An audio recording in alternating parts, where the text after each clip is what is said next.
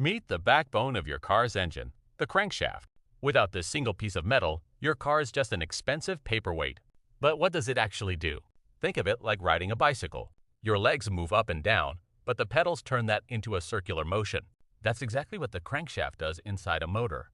It takes the crazy up and down power of the pistons and converts it into rotational energy.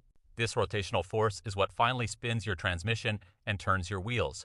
It handles thousands of explosions every single minute. Crazy, right? Hit that subscribe button if you didn't know this.